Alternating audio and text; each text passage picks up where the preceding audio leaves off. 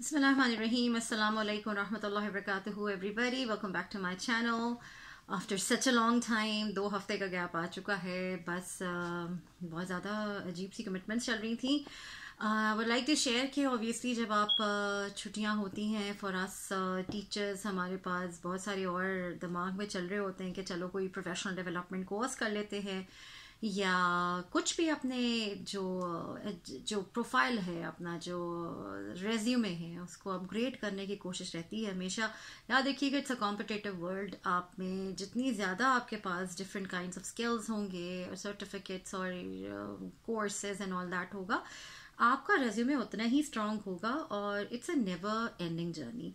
तो मैं यही बोलूँगी कि just be a life long learner और अपने आप को हमेशा अपग्रेड करते रहा करिए. तो यही कहानी मेरे साथ भी चल रही थी कि ऑल्दो मेरा स्कूल क्लोज हो गया था जून में, लेकिन the whole month of July 1 महीने का मैंने कोर्स में एनरोल किया था इन मई, लेकिन मैं कर नहीं सकी थी अलॉन्ग विद माई स्कूल. तो बस उसी को करते करते करते July 31st was the deadline. अल्हम्दुलिल्लाह by July 31st I had submitted all जो भी असाइनमेंट्स और क्विजेज एंड ऑल दैट. तो अल्लाह का शुक्र, but I had to do it in about half a month, कह सकते हैं, लग के पूरा महीना ही लग गया, लेकिन अल्हम्दुलिल्लाह 31 जुलाई को फिनिश ऑफ हो गया. ना ये चीज़ मैंने आपसे इसलिए जिक्र किया कि ऑल्दो अल्हम्दुलिल्लाह आई हैव टीचिंग जॉब अल्हम्दुलिल्लाह, बट मैं आपको ये ज़रूर बताना चाहूँगी कि एक जॉब के होते हुए भी आपको अपने आप को जैसे कहते हैं कि कभी भी रोकना नहीं चाहिए. Just keep on learning and keep on adding to your knowledge, और दुनिया के साथ जो उसके अंदर इनोवेशन हो रही हैं अपने आप को उसमें अपग्रेड ज़रूर कर लीजिए, वरना आप पीछे रह जाएंगे. ठीक है जी. तो हम आगे चलते हैं. ये वीडियो मैं बना रही हूँ क्वेश्चन आंसर्स के लिए, क्योंकि बहुत सारे कमेंट्स आए जिनको मैं I am really sorry for that मैं रिप्लाई नहीं कर सकी हूँ due to my busy schedule. अब कहानी ये है कि मैंने उन सारे कमेंट्स क्वेश्चंस को कॉपी किया है और उनके आंसर्स भी लिख चुकी हूँ मैं, और मैं आपको एक एक करके सारे क्वेश्चंस को आंसर करने वाली हूँ. इस वीडियो में मैं एड्रेस करूंगी उन क्वेश्चंस को जो कि एल्बर्टा टीचिंग सर्टिफिकेशन से रिलेटेड हैं. इसके अलावा teaching jobs in Canada, ECE, इसके अलावा education in general like MEd हो गया, मेमोरियल में एडमिशन हो गया है जो भी, और दूसरा चाइल्ड केयर. तो ये 1 2 3 4 5 दे आर 5 एरियाज जो मैं कवर करने वाली हूँ क्वेश्चन आंसर से रिलेटेड. तो हम सबसे पहले एल्बर्टा टीचिंग सर्टिफिकेशन को हैंडल कर लेते हैं. इसमें बहुत सारे क्वेश्चन आए मेरे पास. फॉर एग्जाम्पल किसी ने मुझसे पूछा कि जी वो BA इकोनॉमिक्स हैं और ऑनर्स के साथ, और उसके बाद उन्होंने BEd भी किया हुआ है. उन्होंने पूछा कि जी क्या वो एल्बर्टा टीचिंग सर्टिफिकेशन के लिए एलिजिबल है या नहीं है. तो उसका जवाब ये है कि आप को सबसे पहली बात तो ये है कि आपकी क्वालिफिकेशन, चाहे वो बैचलर्स ऑफ एनीथिंग हो, मास्टर्स आपने किया हुआ हो, किसी भी कोर्स में किसी भी फील्ड में, सबसे पहला काम आपको करना है वर्ल्ड एजुकेशन सर्विसेज कनाडा से या किसी और बॉडी से अगर आप करवाना चाहते हैं. मैं वैसे इसलिए बोलूँगी क्योंकि वेस्ट की जो सर्टिफिकेशन है या वेस्ट की जो वैल्यूएशन है वो all over the world recognise है, तो हम वैसी को प्रेफर करते हैं. एनीवेज आप सबसे पहला काम ये कीजिए कि world education services in short वेस्ट से अपना कोर्स बाय कोर्स इवैल्यूएशन करवा लीजिए. ये उन सब लोगों को मैं एडवाइस करूंगी जिनका सिमिलर क्वेश्चन होगा टीचिंग सर्टिफिकेशन को लेकर, चाहे वो अल्बर्टा हो या कोई भी प्रोविंस हो ना. एक तो ये हो गया. नंबर 2, आपका किसी और ने मुझे बोला कि जी उन्होंने BEd भी किया हुआ है अल्लामा इकबाल ओपन यूनिवर्सिटी से 1.5 साल का, यानी 1.5 years का, क्या वो एलिजिबल हैं. और इसी तरह से मैं उनको भी यही मशवरा दूंगी उन सब लोगों को जिन्होंने कोई भी किसी किस्म का BEd, BA, BSc, MA, MSc कुछ भी कर रखा है, कि आप सबसे पहले वर्ल्ड एजुकेशन सर्विसेज कनाडा से अपना कोर्स बाय कोर्स इवैल्यूएशन करवा लीजिए. Now the next thing is कि अगर हम स्पेसिफिकली एल्बर्टा टीचिंग सर्टिफिकेशन की बात करें तो उसके अंदर उन्होंने ये बोला है कि आपका आइडेंटिटी डॉक्यूमेंट आपने सबमिट करवाना है. नाउ आइडेंटिटी डॉक्यूमेंट की जो लिस्ट है वो आप ज़रूर, जो Alberta teaching certification related video है मेरी, उसके अंदर नीचे लिंक दिया हुआ है. उसके अंदर आपका कनाडा में होना या as on a work permit और PR होल्डर और सिटीजन होना, या अगर आपके पास PR थी लेकिन अब आप बाहर जा चुके हैं, ये सब चीजें होना बहुत जरूरी है, वन ऑफ दीज, राइट। तो अगर आपके इनमें से कोई आइडेंटिटी डॉक्यूमेंट आपके पास नहीं है, यानी आपके पास अगर PR कार्ड नहीं है, वर्क परमिट नहीं है, या सिटीजनशिप आपके पास नहीं है, या कोई भी ऐसा प्रूफ नहीं है कि आप कनाडा आए थे, आप legally eligible to work in Canada, तो आप एल्बर्टा टीचिंग सर्टिफिकेशन के लिए एलिजिबल नहीं है। तो आपका इनमें से कोई एक चीज का होना बहुत जरूरी है। उसके अलावा आप कितने भी क्वालिफाइड हैं, आपके पास बैचलर्स है ऑफ एजुकेशन है या मास्टर्स की डिग्रीज हैं या जो भी आपकी सर्टिफिकेशन है, वो काउंट नहीं होगी अनलेस एंड अनटिल आप इन में से एक आइडेंटिटी डॉक्यूमेंट देने के काबिल हो। ठीक है जी। तो आप अगर बाकी की कंडीशंस अगर मीट कर भी रहे हैं ना, तो आपके पास ये आइडेंटिटी डॉक्यूमेंट ना होने की वजह से आप इनएलिजिबल हो जाएंगे और फिर आपको सर्टिफिकेशन नहीं मिलेगा। फिर हर बंदे का केस डिफर करता है, ठीक है। मेरा केस आपके केस से डिफरेंट होगा, तो मैं कोई एक जनरल आंसर हर एक को नहीं दे सकूंगी। हर एक का क्वालिफिकेशन डिफर करती है, आपने किस कॉलेज से किया हुआ है, 2 साल का BA था, BSc था, क्या था, 4 साल का था, क्या था, या BEd आपने किसी HEC रिकग्नाइज यूनिवर्सिटी से, कॉलेज से किया हुआ है या इंस्टीट्यूट से किया हुआ है, जो भी। तो ये सब चीजें बहुत मैटर करती हैं, तो हर एक का केस डिफर करता है। इसीलिए मैं आपसे कहती हूँ वर्ल्ड एजुकेशन सर्विसेज कनाडा से अपने जरूर कोर्स बाय कोर्स इवैल्यूएशन करवा लीजिए, ताकि ये कंफ्यूजन आपकी दूर हो सके। इसके अलावा याद रखिएगा कि यहाँ पे टीचिंग करने के लिए किसी भी सर्टिफिकेशन के लिए, चाहे वो किसी भी प्रोविंस का हो, जो मैं पहले भी वीडियोस में एड्रेस कर चुकी हूँ इस चीज को, कि कनाडा में हर प्रोविंस की टीचिंग सर्टिफिकेशन अलग होती है। तो इनको सब्जेक्ट स्पेशलाइजेशन के कुछ कोर्सेज चाहिए होते हैं और कुछ एजुकेशन रिलेटेड कोर्सेज चाहिए होते हैं। अब अगर आप समझते हैं कि आपके पास BEd नहीं है, तो बेहतर यह है कि आप अपने कंट्री से करके आइए। और अगर आप समझते हैं कि नहीं जी हमें वहां से नहीं, हम कनाडा आना चाहते हैं, तो आप MEd में एडमिशन ले लीजिए। और याद रखिएगा आप इनकी जो सर्टिफिकेशन बॉडीज हैं उनको जरूर ईमेल करिए अपनी चीजों को, और उनसे आप पूछिए कि मैं क्या लैक कर रही हूं, मुझे कौन से कोर्सेज करने चाहिए, और वो आपको बहुत अच्छे से गाइड कर देंगे कि आपको कौन से कोर्सेज लेंगे। अगर आप मास्टर्स ऑफ एजुकेशन में, तो आपकी वो जो कमी है एजुकेशन कोर्सेज की, अगर आपने पहले से BEd करके नहीं रखा हुआ, तो वो पूरी हो जाएगी, and then you will be eligible for the teaching certification in any province. हर प्रोविंस की टीचिंग सर्टिफिकेशन क्राइटेरिया दूसरे प्रोविंस से डिफर करता है, तो just be careful about that. अब हमने चले जी, ये सारी बातें तो मैंने आपसे डिस्कस कर ली। अब हमने एक और क्वेश्चन ये आया था, हाउ टू अप्लाई। मैंने अपने तीनों जो वीडियोस बनाए हैं, एक मैंने NL के लिए बनाया है, न्यूफाउंडलैंड एंड लेब्राडोर, उसके टीचिंग सर्टिफिकेशन से, फिर मैंने मैनिटोबा टीचिंग सर्टिफिकेशन के लिए बनाया है, फिर मैंने एल्बर्टा टीचिंग सर्टिफिकेशन के लिए बनाया है। क्योंकि इन 3 प्रोविंसेस की मेरे पास अल्हम्दुलिल्लाह टीचिंग सर्टिफिकेट्स मौजूद हैं, in other words teaching licences मौजूद हैं। मैं आपको फिर यही बताते चलूं कि मैं वही बात करना चाहती हूँ जो मैंने खुद एक्सपीरियंस किया है। तो पढ़ाई किताबी बातें मुझसे जरा मुश्किल होता है करना, अनलेस एंड अनटिल 100% श्योर। तो मैं अगर कोई ऐसी वीडियो बना रही हूँ जो मैंने खुद एक्सपीरियंस नहीं किया, तो उसके लिए मैं बहुत डिटेल्ड रिसर्च करती हूँ, बहुत सारी वेबसाइट्स को चेक करती हूँ, बहुत सारे वीडियोस वॉच करती हूँ ऑथेंटिक। उसके बाद बहुत सारी इंफॉर्मेशन कलेक्ट करने के बाद आपके लिए वीडियो आती है। ठीक है जी। अब हमारे नेक्स्ट जो कैटेगरी है जिसके आंसर्स मैं करने वाली हूँ, वो है टीचिंग जॉब्स इन कैनेडा। किसी ने मुझसे पूछा है कि जी is IELTS compulsory for teaching jobs, तो मैं आपको फिर यही बोलूंगी कि फॉर एग्जांपल जब मैंने NL में किया, तो उसने मुझसे IELTS जनरल मांगा तो मांगा, वरना उसके बगैर भी चल गया था, क्योंकि मैं वहां पे डिग्री कर रही थी। ठीक है जी। और उनको पता था यूनिवर्सिटी में आने के लिए मैंने उन्हें IELTS को जरूर शो किया होगा। ठीक। दूसरा, जब हम एल्बर्टा की बात करते हैं, डेफिनेटली इन्हें IELTS एकेडमिक चाहिए था, और IELTS एकेडमिक में भी अच्छे खासे स्कोर्स चाहिए थे कि जी आपका 2 कैटेगरीज में 7 से कम नहीं होना चाहिए, 2 कैटेगरीज में 7.5 नहीं आना से कम नहीं होना चाहिए, उससे ज्यादा ही होना चाहिए। तो ये बहुत स्पेसिफिक कंडीशंस भी थी एल्बर्टा टीचिंग सर्टिफिकेशन से रिलेटेड, और वो जनरल IELTS की नहीं थी, वो एकेडमिक IELTS की थी। तो अल्हम्दुलिल्लाह आप अगर वो कंडीशन मीट कर लेते हैं, आई एम श्योर इंशाल्लाह आप कर लेंगे, तो आप एल्बर्टा टीचिंग सर्टिफिकेशन के लिए एलिजिबल होते हैं। इसके अलावा अगर हम मैनिटोबा की बात करें, तो IELTS मुझे नहीं याद मैंने इनको दिया हो, लेकिन उस वक्त मेरे पास जनरल IELTS मौजूद था, तो मैंने वो जरूर इनको रिजल्ट प्रोवाइड कर दिया था। तो आप याद रखिएगा, डिफरेंस आप यहाँ पे देखते चले जाइए। जनरल भी मांग सकते हैं, एकेडमिक भी मांग सकते हैं, तो हर प्रोविंस की कहानी अलग चल रही है। ठीक है जी। अब किसी ने मुझसे क्वेश्चन किया कि जी how long does it take to get a teaching license और सर्टिफिकेट। तो फिर मैं यही बोलूँगी कि एनएल में जब मैंने किया था तो मुझे अराउंड 3 to 6, मैं एक जनरल आंसर कर देती हूँ कि जी हर सर्टिफिकेशन में आपको 3 से 6 महीने लगते हैं, 3 to 6 months लगते हैं, जिसके अंदर वो आपसे डॉक्यूमेंट्स मांग रहे होते हैं। कुछ डॉक्यूमेंट्स आपको ऑनलाइन पोर्टल पे अपलोड करने होते हैं, कुछ डॉक्यूमेंट्स आपको डायरेक्टली अपने रेफरीज से भिजवाने हैं या अपनी यूनिवर्सिटीज से भिजवाने हैं, जहाँ से भी आपने अपनी बाकी की जो क्वालिफिकेशंस हैं आपकी, जो भी आपकी पढ़ाई आपने कर रखी है, सबसे करते करते करते it takes a lot of time। फिर वो उसको प्रोसेस करते हैं, अप्रूव या डिसअप्रूव करते हैं, फिर आप उनकी कंडीशंस को मीट करने की कोशिश कर रहे होते हैं, और about 3 to 6 months in average लग ही जाता है।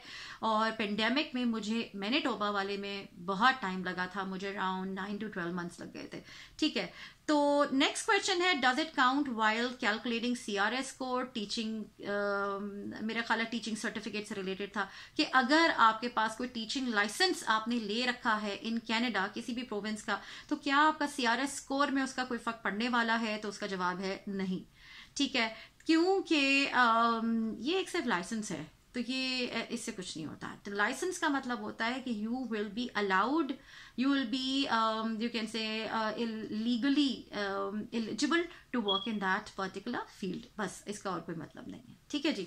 उसके बाद किसी ने पूछा है कि जी PGDE post graduate diploma in education, is it acceptable in Canada? तो मैं उसको यही बोलूँगी कि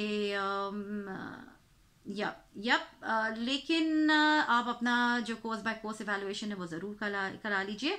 और उनको जो कि टीचिंग सर्टिफिकेशन बॉडीज़ हैं, ठीक है, जो मेरी नॉलेज है उसमें PGDE बिल्कुल यहाँ पे वो एक्सेप्टेबल है। यहाँ पे उसकी जैसे कहते हैं आप उसके बेसिस पे टीचिंग कर सकते हैं। लेकिन फिर मैं वही बोलूँगी कि देखें, हर जगह की कहानी अलग चल रही है। ठीक है, क्योंकि मेरा पर्सनली एक्सपीरियंस PGDE का नहीं है, तो मैं आपको ये रेकमेंड करूंगी कि आप उनकी जो जिस ही प्रोविंस को आप करना चाहते हैं, आप उनको ईमेल करके डायरेक्टली पूछ लीजिए कि क्या आपका PGDE यहाँ पे एक्सेप्टेबल है या नहीं है, यानी उनके प्रोविंस में है। जनरली कनाडा में in Ontario yes it is acceptable. ठीक, अगर आप किसी और प्रोविंस में इंटरेस्टेड हैं तो उनकी पर्टिकुलर जो भी उनकी स्पेसिफिक टीचिंग सर्टिफिकेशन बॉडी है, आप उनको डायरेक्टली ईमेल करके अपना क्वेश्चन कर सकते हैं। अब आता है आपके पास कि अगर आपके पास BEd नहीं है, ये किसी ने क्वेश्चन पूछा था, अब क्या करें?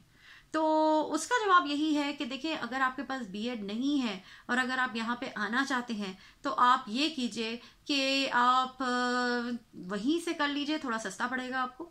और बैचलर्स किसी ऑथेंटिक किसी इंस्टीट्यूट से जो कि ATC रिकग्नाइज्ड हो, और ऑनलाइन। अच्छा, एक और चीज़ कहानी ये थी कि किसी ने ऑनलाइन अगर किया हुआ है, जैसे अल्लामा इकबाल ओपन यूनिवर्सिटी से किया हुआ है, और उनके सर्टिफिकेट पे मेंशन नहीं है कि जी जो भी सर्टिफिकेट मिला है आपको, आपकी यू कैन से मार्कशीट मिली है या डिग्री मिली है, उसमें ये मेंशन नहीं है कि आपने ऑनलाइन किया था, इट्स ओके।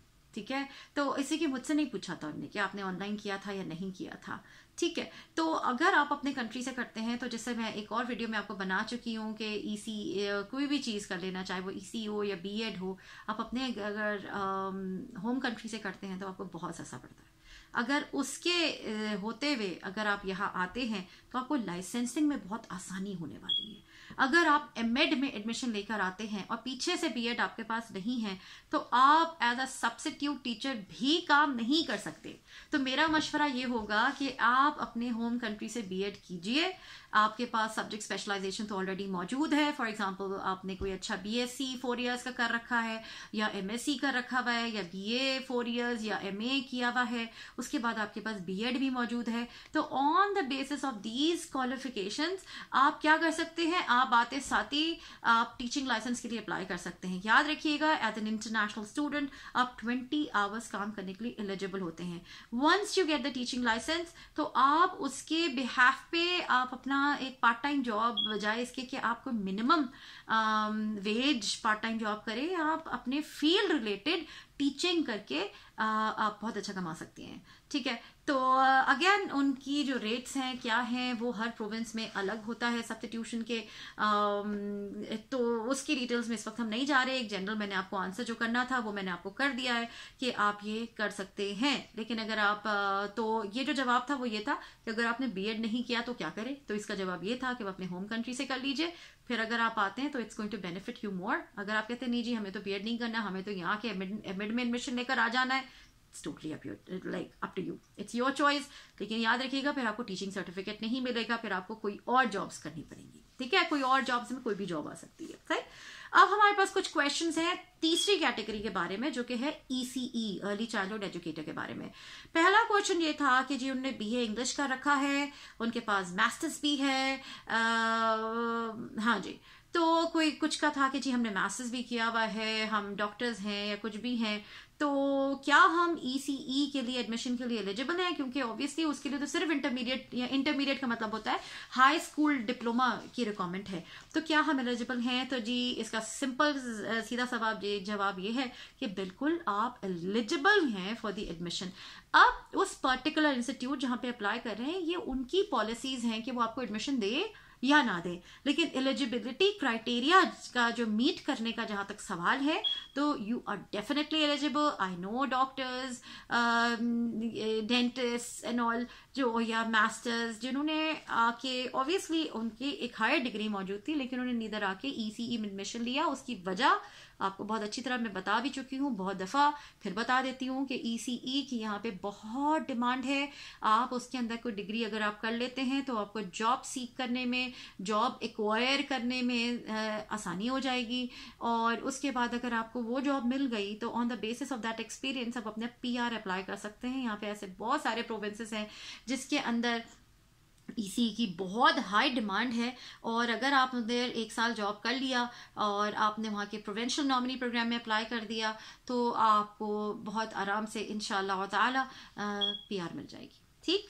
अब नेक्स्ट है will it get extra point in CRS? तो उसका जवाब फिर वही मैं आपको दूंगी कि देखिए जी सीआरएस स्कोर कैलकुलेट करने का क्या होता है कि जी आपने अगर कोई डिप्लोमा कर रखा है तो उसके पॉइंट्स मिलते हैं, एक फिक्स्ड होता है, डिप्लोमा ये इतने पॉइंट्स, बैचलर्स टक टक टक टक इतने पॉइंट्स, मास्टर्स पीएचडीज इतने पॉइंट्स, दैट्स इट। तो ईसीई के अलग से कोई पॉइंट्स नहीं, ठीक है। अगर आप उसको अपने क्वालिफिकेशन में एडअप करना चाह रहे हैं या आपने इंटरमीडिएट किया, लाइक हाई स्कूल डिप्लोमा किया हुआ था, आप ईसीई कर लेते हैं तो फिर आपका एक डिप्लोमा ऐड हो जाएगा, ठीक है। लेकिन अगर आपका सवाल ये है कि ईसीई की कोई अलग से कोई कैटेगरी मौजूद है सीआरएस स्कोर कैलकुलेशन में, नहीं, ऐसा नहीं है। हाँ, हर क्वालिफिकेशन आपका जो जैसे कहते हैं ना आपकी जो पोजीशन है वो स्ट्रॉन्ग कर देती है हर तरीके से, सही। अब नेक्स्ट क्वेश्चन आपके पास आता है या तो उसका मैं फिर ये बोलूंगी जी पीएन मैं आपको डिस्कस कर चुकी हूँ कि कोई प्रोविंसेस में उसकी डिमांड्स हैं, जिसमें मैं एग्जांपल भी दे देती हूँ। नोवा स्कोशिया हो गया, बीसी हो गया, ब्रिटिश कोलंबिया, जो जिसके अंदर बहुत डिमांड है इसकी, सही। नेक्स्ट क्वेश्चन है, अगर किसी ने मुझसे क्वेश्चन किया था कि वो एल्बर्टा से ईसीई करने का सोच रही हैं, उसमें डिप्लोमा करने का सोच रही हैं, तो मैं आपको फिर यही बोलूंगी, देखें ये आपका डिसीजन है होल सोल कि आप किस प्रोविंस से, कौन से इंस्टीट्यूट से अपनी क्वालिफिकेशन को अपग्रेड करना चाह रही हैं। अगर आप समझती हैं कि अल्बर्टा के किसी भी इंस्टीट्यूट्स को आपने अच्छी तरह से रिसर्च किया है, वो डेजिग्नेटेड लर्निंग इंस्टीट्यूट्स की लिस्ट में यानी DLI लिस्ट में फॉल भी करता है, आपको उसको करने के बाद अगर आप 2 साल, देखिए याद रखिएगा ईसीई का डिप्लोमा अगर आप कर रही हैं तो दैट्स ऑफ 2 इयर्स, 2 इयर्स के बाद आपको 3 साल का पोस्ट ग्रेजुएट परमिट इंशाल्लाह ताला जरूर मिलेगा। अगर आपको वो मिलता है, अगर और उसके बेसिस पे आप जॉब सर्च कर सकती हैं इंशाल्लाह। इसी की बहुत डिमांड है, आपको जॉब भी मिल जाएगी चाहे वो कोई भी प्रोविंस हो। मजे की बात ये है। दूसरा ये है कि देखिए ये आपके पॉकेट पे डिपेंड करता है कि अगर आप एक एल्बर्टा में ऑब्वियसली इट्स अ प्रोविंस, आप कैलगरी से करना चाह रही हैं, एडमिंटन से करना चाह रही हैं, 2 main cities are Calgary and Edmonton, right. उसके बाद आपके पास रेड डियर आता है और छोटे आ जाते हैं, तो आप किधर से करना चाह रही है, सही। तो ये आप पे डिपेंड करता है। Alberta is a beautiful province, you will enjoy your stay there. Again ये सबके इंडिविजुअल डिसीजंस हैं, तो इसमें मैं क्या कह सकती हूँ, लेकिन EC itself is a worthwhile degree. आप अपना टाइम वेस्ट नहीं कर रही होंगी किसी भी हवाले से। क्वालिफिकेशन, जॉब, पीआर, तीनों चीज़ों में ये हेल्प करने वाला है, ठीक। अब हम बात करते हैं, फिर मैं यही बोलूंगी, अपने फाइनेंसेस को अच्छी तरह से आप स्टडी कर लीजिए कि इस प्रोविंस के खर्चों को आप अफोर्ड कर सकती हैं या नहीं। और मैं आपको फिर बार बार ये मशवरा देती हूँ कि बजाय आप एक ओंटारियो में जाएं या और बीसी की तरफ मूव ऑन करना चाहें, आप किसी सस्ती जगह पे जाइए। सस्ती मीन्स कि जो रिकग्नाइज भी हो, नंबर 1, नंबर 2 ये कि आप उसे अफोर्ड कर सकें। ये जिंदगी को अजाब नहीं बनाए, ठीक है। ऐसे बहुत सारे वीडियोस आजकल ऑनलाइन काफी वायरल हुए हैं कि जी हम आए और हमें स्ट्रगल करनी पड़ी और यूं और वो। तो याद रखिएगा, अगर आप ओंटारियो जा रहे हैं तो डोंट, आपको वहां स्ट्रगल करनी पड़ेगी। तो आप बहुत सेंसिबली डिसाइड कीजिए कि आपको कहाँ जाना है, ठीक है। लोगों को देखा देखी कि नहीं जी बड़ा शहर is not going to do anything for you, it's not going to help. आपकी जिंदगी बहुत अजीरन हो जाएगी, ठीक है। तो बहुत सेंसिबली डिसाइड कीजिए कि आपको कहाँ जाना है। मैंने एनएल से किया था। NL is a beautiful province, Saint John is a beautiful city, और बहुत सुकून से मेरी जिंदगी गुजर गई वहाँ पे। जॉब्स भी लोगों को मिल जाती थी, आपका जो खर्चे हैं वो भी कम होते थे। तो ट्रैवलिंग भी इतनी लंबी नहीं है कि जी 2-2 घंटा आपको ट्रैवल करना पड़े। तो बहुत सारी फैक्टर्स होते हैं जो आपको पहले से सोच के रखने होते हैं। प्लानिंग आपकी बहुत स्ट्रांग होनी चाहिए ताकि आप अपना आगे का जो परेशानी है, चाहे वो फाइनेंशियल हो, इमोशनल हो, सोशल हो, किसी भी किस्म की परेशानी हो, मेंटल हो, ठीक है, इन सब चीज़ों से बच सकें, क्योंकि आपकी हेल्थ बहुत इंपॉर्टेंट है, राइट। अब चौथा कैटेगरी है इन जनरल एजुकेशन को रिलेटेड। इससे क्वेश्चंस आए हुए थे मेरे पास, ये बहुत सारे कमेंट्स हैं जिनसे मैंने क्वेश्चंस पिक किए हैं, आप ही के हैं। First question is, can I come with children? Of course you can come with children, लेकिन द थिंग इज कि याद रखिएगा, अगर आप एज अ फैमिली अप्लाई करेंगे तो वीज़ा अप्रूवल स्पेशली पाकिस्तान से, सऊदी से, क्योंकि मैं सऊदी से आ रही हूँ, मैं पाकिस्तानी। आप मेरे पुराने वीडियोस में जाके सर्च आउट कर सकते हैं अबाउट माई जर्नी, ठीक है, इस पूरे में। तो याद रखिएगा, वहाँ पे मेरा खुद 2 दफ़ा रिजेक्ट हुआ था जब हमने अपने हस्बैंड के साथ अप्लाई किया था। हस्बैंड को निकाल के मैंने और 2 बच्चों ने अप्लाई किया था, तो हमें आसानी से मिल गया था। बहुत सारी ऐसी फैमिलीज को मैं जानती हूँ जो कि अपने बच्चों को छोड़कर आ रही हैं, खवातीन की बात कर रही हूँ, I am talking about ladies only now, women only, जो अपने बच्चों को छोड़कर आ रही हैं for the better future of the family, सिर्फ इसलिए ताकि वो अपनी स्टडीज को परस्यू करके अपने फैमिली को बुला सकें और प्यार कर सकें एंड ऑल दैट। तो कोई फैमिलीज ऐसी भी हैं जो अपना एक बच्चा लेकर आते हैं, बाकी 2 को छोड़कर आ जाते हैं। जो भी बच्चे हैं, छोटा ले आए, बड़े को छोड़ दिया, मैं ऐसे लोगों को जानती हूँ। It's a very tough time, और अल्लाह ताला सबकी मुश्किल आसान फरमाए। और फिर मैं यही बोलूँगी, बच्चों के साथ आप आ सकते हैं, मैं खुद बच्चों के साथ आई थी। थोड़ा टफ हो जाता है बट हो जाता है, राइट, मैनेज हो जाता है। Again it depends on the visa officer कि वो आपका और आपके बच्चों का वीज़ा एक्सेप्ट कर रहा है या नहीं। मेरा 3री दफ़ा में एक्सेप्ट हुआ था, ठीक है। अब हिम्मत नहीं हारिएगा, अल्लाह ताला ने अगर रखा है तो आपको ज़रूर हो जाएगा। फिर हम बात करते हैं, एक क्वेश्चन आया कि जी अगर आप इंटर्नशिप राउट से एमएड करना चाह रहे हैं तो क्या आपको सुपरवाइजर पहले से अरेंज करना पड़ेगा? जिस तरह थीसिस में होता है, आप सुपरवाइजर्स को कांटेक्ट करते हैं, उनको ईमेल करते हैं एंड देन फाइंड आउट करते हैं कि क्या वो आपका सुपरवाइजर बनने के लिए तैयार है या नहीं है। तो इंटर्नशिप में क्या ऐसा है? तो मेरा जवाब ये होगा कि जी मैंने जब एडमिशन लिया था तो मैंने सबसे पहले थीसिस राउट में लिया था, ठीक है, और उसके बाद मैंने स्विच किया था कोर्स राउट में। That is allowed without any penalty, आपको एक पाई नहीं देनी पड़ती, यू डोंट हैव टू पे अ सेंट। और उसके बाद आप आराम से अपना राउट चेंज करा सकते हैं। थीसिस टू द कोर्स में गई मैं, उसके बाद कोर्स 2 इंटर्नशिप में गई, क्योंकि ऑब्वियसली आप जब कनाडा से बाहर होते हैं तो आपको इतना समझ नहीं आ रहा होता। जब मैंने वहाँ पे जाके ऑन ग्राउंड रियलिटी देखी, पिक्चर देखी, तो मुझे ये समझ आया कि मेरा इंटर्नशिप करना would be the best decision, and it was the best decision of my life, क्योंकि उससे मुझे ये जॉब सिक्योर करने में बहुत आसानी हुई है। अब अगर कोई ये सोचना चाहे कि जी इन राउट्स में अच्छा, एक क्वेश्चन मैं इसी में कवर कर देती हूँ। किसी ने कहा था कि भाई कौन सा राउट बेहतर है, ठीक है, उसमें किसकी ज़्यादा डिमांड है। तो मैं आपको ये बताते चलूँ कि हर राउट डिफरेंट होता है। मैं एमएड मेमोरियल यूनिवर्सिटी की बात कर रही हूँ, क्योंकि हर यूनिवर्सिटी का एमएड डिफरेंट होता है। अगर मैं एमएड थीसिस राउट की बात करती हूँ, तो थीसिस राउट से आपका रिसर्च, अगर आप में रिसर्च में जाना चाहते हैं, यानी आगे पीएचडी को फॉलो करना चाहते हैं, तो आसानी हो जाती है। फिर हम बात करते हैं थी कोर्स राउट की। कोर्स राउट की ये बात होती है कि अगर आप सीधा आसान काम करना चाहते हैं कि नहीं जी मैं ऑनलाइन भी कर लूँ, मैं ऑन कैंपस भी कर लूँ, आसान जिंदगी बना लूँ, तो कोर्स राउट बेस्ट है। वहाँ पे बहुत सारे ऐसे टीचर्स थे जो कि वर्किंग थे, ठीक है। जब मैं एज एन इंटरनेशनल स्टूडेंट गई तो मैं ऐसे भी कोर्स काफ़ी सारे मैंने कोर्सेज किए जिसमें से मैं एक इंटरनेशनल स्टूडेंट थी, बाकी सबके सब वहाँ वर्किंग टीचर्स थे।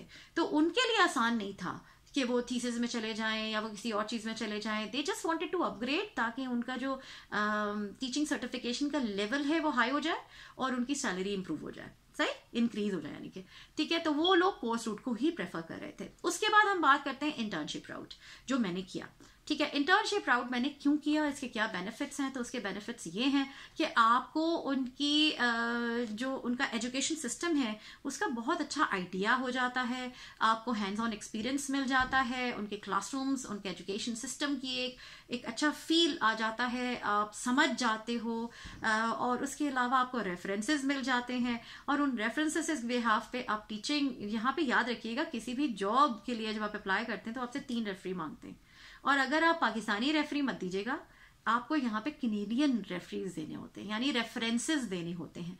तो 3 कैनेडियन रेफरेंसेस के लिए क्या होता है कि जी आपने अपने सुपरवाइजर्स का दे सकते हैं, आपने अपने स्टूडेंट लाइफ में स्टूडेंट जॉब्स जो करी थी यूनिवर्सिटी में, ऑब्वियसली वो भी कैनेडियन एम्प्लॉयर्स के लिए की थी, उनके रेफरेंसेस दे सकते हैं। इसके अलावा मैंने टीचिंग की वो इंटर्नशिप किया था, जिसे आप प्रैक्टिकम कह लीजिए, लेकिन मास्टर्स में उसको प्रैक्टिकम नहीं कहते, उसको आप इंटर्नशिप कहते हैं।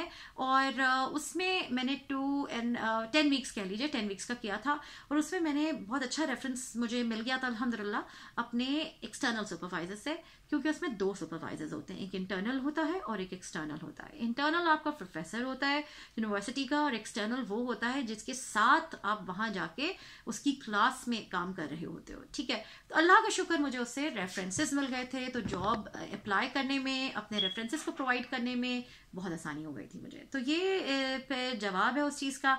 कुछ लोग प्रोजेक्ट राउट भी कर लेते हैं, कुछ पेपरफोलियो राउट भी कर लेते हैं, ये डिफरेंट और उसके राउट्स हैं। It depends on you, person to person ये वेरी करता है। उसके बाद क्वेश्चन आया कि जी वीज़ा इज रिजेक्टेड तो एडमिशन का क्या होगा, हमारा सेमेस्टर का क्या होगा। तो याद रखिएगा, मेरा जब पहली दफा वीजा रिजेक्ट हुआ था तो मैंने अपना जो सेमेस्टर था वो फ्रीज करवा लिया था। फ्रीज का मतलब डेफर कराना भी होता है। डेफर कराने के उस वक्त तो मुझे याद नहीं मैंने कोई पेमेंट की हो, और अब अगर उनकी पॉलिसीज चेंज हो गई हो तो आप ज़रूर उनकी वेबसाइट पे जाके चेक कर सकते हैं कि डेफरल की कोई पेमेंट है या नहीं। उस वक्त मैंने कुछ पे नहीं किया था। हाँ, सिर्फ एक दफ़ा आपको डेफर कराने का अलाउड होता है और उसके बाद आपको अलाउड नहीं होता। तो मुझे जब मैंने सेकंड टाइम वीज़ा के लिए अप्लाई किया और दोबारा रिजेक्ट हो गया तो मुझे फिर अपना एडमिशन को कैंसिल कराना पड़ा था। तीसरी दफ़ा मैंने एडमिशन के लिए स्क्रैच से एडमिशन का पूरा प्रोसेस किया था, लेकिन क्योंकि उनके पास मेरी फ़ाइल ऑलरेडी मौजूद थी और मेरा वो पहले भी एडमिशन जो एक्सेप्ट कर चुके थे, तो मुझे जब तीसरी दफ़ा मैंने वीज़ा के लिए अप्लाई किया तो मुझे मुश्किल नहीं हुई। मैं फिर बता रही हूँ, मैंने स्क्रैच से किया था, ठीक है। अच्छा जी, ये सारे क्वेश्चंस तो आ गए। अब फिर मैं ये बोलूँगी उनको आप ईमेल करके अपना क्वेश्चन पूछ लीजिए, क्योंकि बहुत सारी ऐसी इन्फॉर्मेशन होती है जो कि वक्त के साथ चेंज होती जाती है।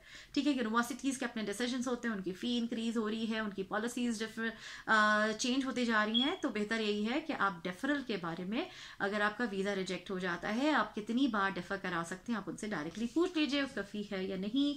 वो भी I think they are the best people who can guide you well about this particular question. उसके बाद लास्ट कैटेगरी है, अगेन मेरी 29 मिनट की वीडियो हो चुकी है, चाइल्ड केयर के बारे में। किसी ने मुझसे ये पूछा कि जी हम सब्सिडी के लिए कब एलिजिबल होते हैं, ये लास्ट क्वेश्चन है वीडियो का। तो याद रखिएगा, सब्सिडी के लिए आप तब एलिजिबल होते हैं जब अपना बैंक स्टेटमेंट आप देते हैं अपने हस्बैंड का, यानी स्पाउस जो भी है, हस्बैंड वाइफ जो भी है, आप दोनों जो पार्टनर्स हैं उनके बैंक स्टेटमेंट्स उनके पास जाते हैं, आप उनको जॉब्स अपना बताते हो, आप क्या जॉब कर रहे हो एज अ स्टूडेंट, या आपका जो स्पाउस है अगर वो जॉब कर रहा है कहीं पे भी, it's not necessary in Canada. जैसा my husband was in Saudi, तो मुझे सऊदी में हमने बैंक अकाउंट्स के बैंक स्टेटमेंट्स डालने पड़े थे, वो क्या जॉब कर रहे हैं, उनकी क्या सैलरीज हैं, सब उनको आपको सबमिट कराना पड़ता है। वो उसके बेसिस पे डिसाइड करते हैं कि आप सब्सिडी के लिए एलिजिबल हो भी या नहीं। और अगर वो समझते हैं कि नहीं नहीं नहीं जी आप तो एलिजिबल नहीं है, तो वो आपको एक पाई नहीं देते। जिस तरह मेरे केस में उनको समझ ये नहीं आई थी कि जी हम रियाल टू डॉलर्स कन्वर्ट कर रहे हैं, 2 घर चला रहे हैं, तो मैं बिल्कुल एलिजिबल हूँ, लेकिन उन्होंने मुझे एक पाई नहीं दी थी। तो मैंने आपको पहले भी ये बताया है, आप मेरी वीडियोस को जाके पीछे चेकआउट कर सकते हैं कि मैंने अपने बच्चों को टेक केयर में बिल्कुल भी नहीं डाला था। तो उन्हीं के साथ मैंने स्टूडेंट जॉब्स भी की हैं, उन्हीं के साथ पढ़ा भी है अल्हम्दुलिल्लाह 2 साल। लेकिन द थिंग इज के मैनेज तो हो जाता है, बहुत टफ हो जाता है। उन सब केसेस में आपके नेबर्स काम आते हैं, आपके बहुत ज़्यादा भी काम नहीं आ सकते, बिकॉज सब everybody is in the same boat. आप ही की तरह वो पढ़ रहे हैं, अपनी तरफ बच्चों को पाल रहे हैं, अपना सर्वाइवल कर रहे हैं, जॉब्स कर रहे हैं, 2-2 3-3 जॉब्स कर रहे हैं। तो हर कोई एक ही सिचुएशन से गुजर रहा है, इसीलिए शायद आपको समझता भी है। तो स्टूडेंट्स आपको ज़रूर समझेंगे। तो एनीवेज, तो सब जवाब ये है कि जी वो डिसाइड करते हैं कि आप सब्सिडी के लिए एलिजिबल हैं या नहीं। अगर वो ये डिसाइड करते हैं कि आप एलिजिबल नहीं है, तो आपको स्ट्रेट अवे बोल देंगे, जैसा मुझे बोल दिया था कि नहीं जी 0। कुछ मैं अपनी फ्रेंड को जानती हूँ जो कि सिंगल पेरेंट है और उसके पीछे कोई बैकिंग नहीं थी, वो यहीं पे 2-2 3-3 जॉब्स करी थी, ऑफ कैंपस ऑन कैंपस, तो उसको 100% सब्सिडी मिली थी। ठीक, उसके वो बांग्लादेश से है। फिर उसके बाद मैं इनको ऐसे लोगों को भी जानती हूँ जो दोनों हस्बैंड वाइफ वहीं पे स्टूडेंट थे और वो भी कोई जॉब नहीं कर रहे थे, बिकॉज वो पीएचडी कर रहे थे, तो उनको कुछ परसेंटेज मिल गई थी सब्सिडी अपने 2 बच्चों के लिए, और मेरे केस में कुछ नहीं मिली थी। इसी तरह एक और मैं किसी फैमिली को जानती हूँ जिसका स्पाउस कनाडा मूव हो गया था, तो अब उन्होंने क्या किया और क्या नहीं किया मुझे नहीं मालूम। कुछ लोग बहुत स्मार्ट होते हैं, तो उनको कैसे मिली मुझे नहीं मालूम, लेकिन उनको मिल गई। तो मैं आपको यही बोलूँगी कि देखें, क्या कह सकती हूँ मैं, जस्ट बी ऑनेस्ट। और लोगों को मिलती है, वो कैसे मिलती है मुझे नहीं मालूम, लेकिन जो ऑनेस्ट लोगों को मैं जानती हूँ उनको कितनी मिली और कितनी मिली मैंने आपको ये बता दिया। ठीक है जी, तो ये सारे क्वेश्चंस हैं जो आज तक मुझे रिसीव हुए, और वो सारे लोग जिन्होंने मुझे कमेंट्स में इतने दिनों से 2 हफ्तों से कर रहे हैं और मैं उनको जवाब नहीं दे सकी, उन सबके जवाब आएंगे। और इंशाल्लाह नेक्स्ट वीडियो में मिलेंगे किसी अच्छे टॉपिक के साथ, और दुआ में याद रखिएगा। और don't forget to like, share and subscribe to my channel. अस्सलाम वालेकुम व रहमतुल्लाहि व बरकातुहू।